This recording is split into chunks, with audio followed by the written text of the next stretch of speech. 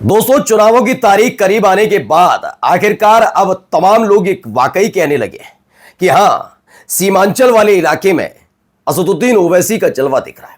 इससे पहले सबको पता था कि इससे पहले माहौल बनाना बड़ा मुश्किल नजर आ रहा था। घेरे हुए थे, बटे हुए थे मीडिया वाले भी, लेकिन हर कोई अब कह रहा है। आज मैं आपको कुछ ऐसी तस्वीरें आपको दिखाने जा रहा हूं जिससे असदुद्दीन ओवैसी ने क्यों सिर्फ महज कुछ सीटों पर ही अपने प्रत्याशी उतारे, उसका जवाब भी मिलेगा। उन सीटों पर क्या सूरत हाल है एआईएमआईएम का, वो भी आपको देखने को मिलेगा। सीमांचल में आखिरकार ये जंग इतनी क्यों भीषण हो गई, ये भी आपको समझ में आएगा। और ये भी देखेगा कि असदुद्दीन ओवैसी की जो प्रसिद्धि है, उनको लोग पसंद जो करते हैं, वो हैदराबाद से ज्यादा है क्या सीमांचल इलाके में। एक एक तस्वीर को जरा गौर से देखिएगा।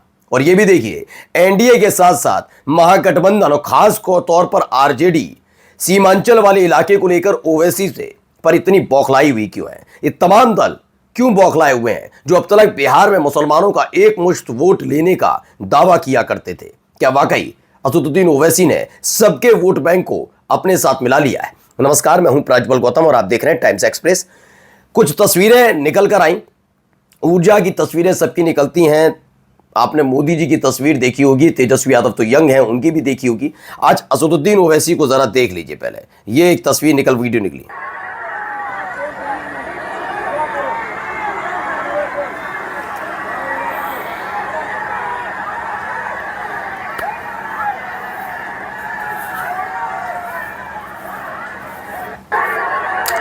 तो जो कि आज बिहार की आवाम का तहे दिल से शुक्रिया लिखते हैं असदुद्दीन ओवैसी। 11 नवंबर को पतंग छाप, यानी कि उनका चैनल, जो उनका अपना पार्टी है, उसका चुनाव चिन्ह है पतंग छाप पर बटन दबाकर अपनी आज़ाद सियासी आवाज़ को मजबूत करें, इस तरह की अपील करते हुए नजर आते हैं असदुद्दीन ओवैसी। यही वो भीड़ है जिसने आखिरकार हालात बदल दिया। मैंने एक दिन पहले आपको खबर दिखाई थी कि तेजस्वी यादव को जो नहीं बोलना चाहिए था वो बोल दिया। अब गेंद किसी और के पाले में नहीं है, गेंद खुद असदुद्दीन ओवैसी के पाले में है।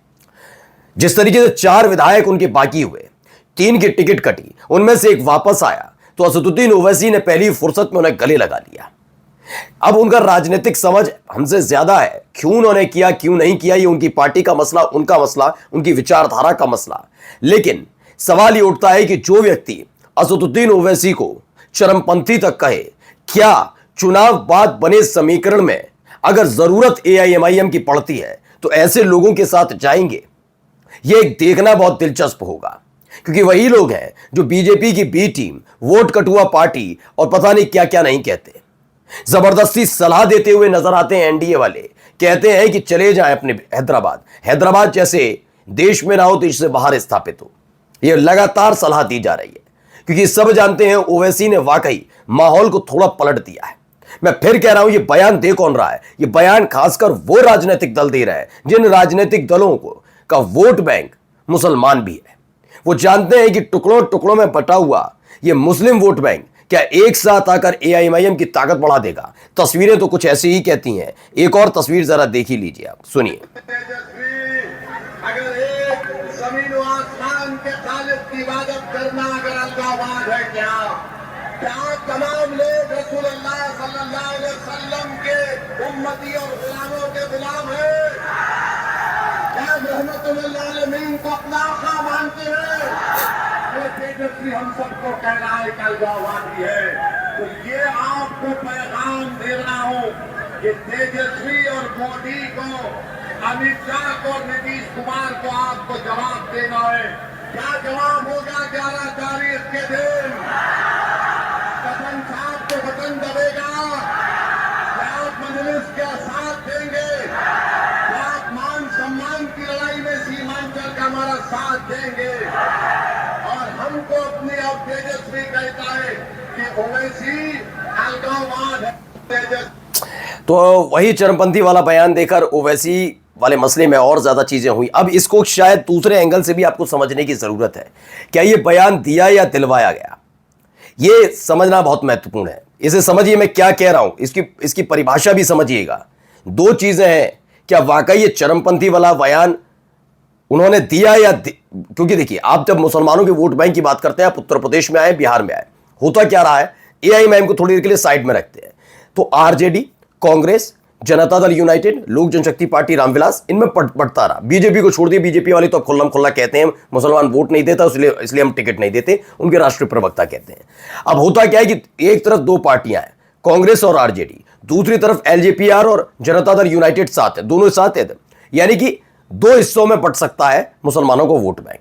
लेकिन यह वोट बैंक एलजेपीआर और जनता दल यूनाइटेड की तरफ ना खिसक पाए, इसीलिए क्या इस तरह का बयान दिया गया कि कांग्रेस और आरजेडी के पास भी अगर ये वोट बैंक नहीं जाता और एआईएमआईएम के लिए एक मुश्त जाता है, तो आगे जाकर अगर समीकरण किंग मेकर वाले एआईएमआईएम के बनते हैं, तो आखिरकार महागठबंधन मुस्लिम डिप्टी सीएम की शर्त के साथ एआईएमआईएम को अपने साथ लेगा। क्या यह बयान दिलवाया गया? इस समीकरण को भी समझिएगा, यह बयान बहुत बड़ा बयान था, यह उम्मीद किसी को नहीं थी। मुझे पूरा भरोसा था कि जिस तरह की लफाजियां बीजेपी के नेता करते हैं, उनमें से कोई भी कभी भी यह बयान दे सकता, उसे फर्क नहीं पड़ता।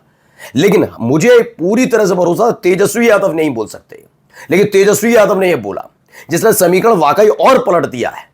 क्या यह लड़ाई अब इस बात की रह गई है कि अगर आप मुस्लिम वोट बैंक अपने साथ ले जाना चाहते हैं तो ले जाइए, लेकिन जो हिंदू वोट बैंक इस समय साथ खड़ा है असदुद्दीन ओवैसी के, वो आरजेडी और कांग्रेस के साथ आएगा? ये समझने वाली बात है। समीकरण 2-3 बनते नजर आते हैं, क्योंकि इस बयान के बाद मुस्लिम एआईएमआईएम के साथ खासतौर पर जितनी सीटों पर एआईएमआईएम, आजाद समाज पार्टी और स्वामी प्रसाद मौर्य की पार्टी लड़ रही है, वहां एकजुट हो गया इस मोर्चे के लिए।